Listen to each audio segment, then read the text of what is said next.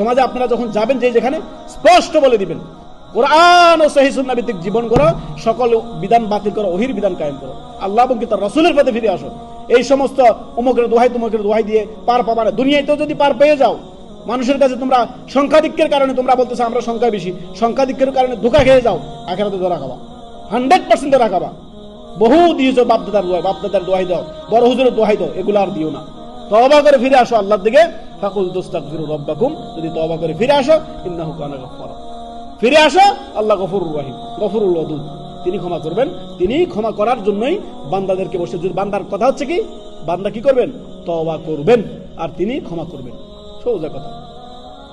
অতএব সব সময় খেয়াল রাখবেন, তাওহীদ হচ্ছে জান্নাত। কি তাওহীদ হচ্ছে জান্নাত, এই কথাই তো নবী সাল্লাল্লাহু আলাইহি সাল্লাম চাচা আবু তালেবকে কি বলেছিলেন? চাচা আপনি কালেমার সাক্ষ্যটা দিয়ে যান, আর বাকিটা আমি কি করব? আমার রবের সাথে